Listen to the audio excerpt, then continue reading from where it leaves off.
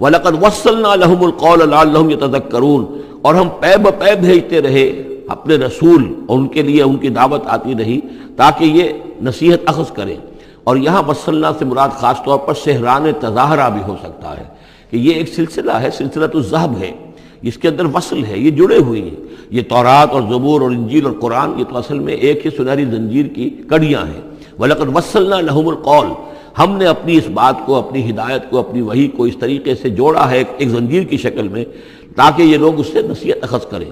الذین آتیناہم الکتاب من قبلہ ہم بہ یؤمنون، اور جن لوگوں کو ہم نے اس سے پہلے، قرآن سے پہلے کتاب دی تھی، ان میں بھی وہ لوگ ہیں کہ جو اس پر ایمان رکھتے ہیں، جو دل سے مانتے ہیں کہ یہ اللہ کا کلام ہے۔ وَإِذَا يُتْلَىٰ عَلَيْهِمْ قَالُوا آمَنَّا بِهِ، اور جب انہیں یہ پڑھ کر سنایا جاتا ہے قرآن مجید، وہ کہتے ہیں ہم اس پر ایمان لائے۔ إِنَّهُ الْحَقُّ مِن رَّبِّنَا، یقیناً یہ ہمارے رب کی طرف سے حق ہے۔ اِنَّا كُنَّا مِن قَبْلِهِ مُسْلِمِينَ، ہم تو اس سے پہلے ہی اسلام لا چکے ہیں، یعنی ہم تو اس بات کو پہلے ہی تسلیم کر چکے ہیں۔ أُولَٰئِكَ يُؤْتَوْنَ أَجْرَهُم مَّرَّتَيْنِ، یہ وہ لوگ ہیں جنہیں ان کا اجر دیا جائے گا دوہرا، دو مرتبہ، یعنی یہ کہ وہ سابقہ امت میں سے تھے، وہ بنی اسرائیل میں سے تھے یا نصارہ میں سے تھے، انجیل کو مانتے تھے، تورات کو مانتے تھے، اب انہوں نے قرآن کو بھی تسلیم کر لیا تو گویا کہ انہیں دوہرا اجر ملے گا۔ اولئک یؤتون اجرہم، ان کو دیا جائے گا ان کا اجر مرتین بما صبروا، ان کے صبر کے نتیجے میں کے عوض ان کو دوہرا اجر ملے گا۔ ویدرؤون بالسیئۃ بالحسنۃ السیئۃ، اور ان کا طریقہ یہ ہے کہ وہ دفع کرتے ہیں اچھائی کے ذریعے سے برائی کو، مما رزقناہم ينفقون، اور جو کچھ ہم نے انہیں دیا اس میں سے خرچ کرتے ہیں۔ وَإِذَا سَمِعُوا اللَّغْوَ أَعْرَضُوا عَنْهُ وَقَالُوا لَنَا أَعْمَالُنَا وَلَكُمْ أَعْمَالُكُمْ، اور جب انہوں نے سنی لغو باتیں تو انہوں نے کہا، انہوں نے اعراض کیا اور کہا ہمارے لیے ہمارے اعمال ہیں اور تمہارے لیے تمہارے اعمال ہیں۔ اس کے پس منظر میں ایک واقعہ ہے، یہ آپ کو معلوم ہے کہ جو پہلی ہجرت ہوئی تھی تو وہ ابیسینیا کی طرف تھی، حبشہ کی طرف تھی، تو وہاں کچھ لوگ ایمان لے آئے تھے، اور کچھ عرصے کے بعد وہاں سے ایک وفد آیا ہے حضور صلی اللہ علیہ وسلم سے ملاقات کے لیے۔ ظاہر بات ہے جو ایمان لائے ہیں اب ان کے دل میں کتنی خواہش ہوگی کہ حضور سے ملنے کے لیے آئیں۔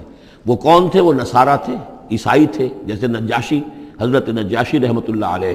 ہم انہیں صحابی نہیں مان سکتے اس لیے کہ حضور سے ملاقات نہیں ہوئی، لیکن تابعی تو ماننا پڑے گا کہ حضور کے صحابہ کو انہوں نے دیکھا ہے۔ یہ جتنے بھی صحابہ گئے تھے مکے سے ہجرت کر کے تو ان کو چونکہ دیکھا، لہٰذا تابعی ہیں، ہم ان کے لیے رضی اللہ عنہ نہیں کہتے بلکہ ہم رحمۃ اللہ علیہ کہتے، تابعین میں سے۔ ان کی نماز جنازہ حضور نے غائبانہ نماز جنازہ صرف ایک ہے جو حضور نے پڑھائی ہے، اور وہ حضرت نجاشی کی ہے۔ بہرحال وہاں سے جو پھر ایک وفد آیا تھا حضور سے ملاقات کے لیے، جب یہ لوگ آئے مکے میں تو مکے والوں نے ان کو استہزاء بھی کیا، مذاق بھی ہوا، دیکھو ان پاگلوں کو، بے وقوفوں کو، ان کے پاس کتاب بھی تھی، یہ تو ان سے بہتر تھے، اب یہ محمد پہ ایمان لے آئے ہیں، یہاں پر آئے ہیں، استہزاء بھی کر رہے تھے، تمسخر بھی کر رہے تھے۔ تو اس پر انہوں نے کہا کہ دیکھیے ہمارا آپ سے کوئی سروکار نہیں، آپ کے لیے آپ کے اعمال، ہمارے لیے ہمارے اعمال، ہم پہلے بھی حق پر تھے، اور جب یہ نیا حق ہمارے سامنے آیا ہے دی قرآن، ہم اس پر بھی ایمان لے آئے ہیں۔ تو یہ ان کا معاملہ ہے۔ وَإِذَا سَمِعُوا اللَّغْوَ، جب انہوں نے وہ لغو باتیں سنی جو کہ مکے کے لوگ جو ہیں ان کے ساتھ کر رہے تھے، اعرضوا عنہ، تو انہوں نے اعراض کیا۔ اب ظاہر بات ہے کہ وہ آئے ہوئے تھے، مسافر تھے، وہاں پر خام خواہ جھگڑا کر لیں، اس میں بھی وہ بات مناسب نہیں تھی۔ وقالوا لنا اعمالنا، انہوں نے کہا دیکھیے آپ ہم سے کاہے کو جھگڑتے ہیں، ہمارے لیے ہمارے اعمال ہیں، ولکم اعمالکم، اور آپ کے لیے آپ کے اعمال ہیں۔ سلام علیکم لا نبتغی الجاہلین، آپ کو سلام ہم کرتے ہیں اور ہم جاہلوں سے الجھنا نہیں چاہتے، ہم نہیں چاہتے کہ جاہلوں کے ساتھ ہم خام خواہ الجھیں۔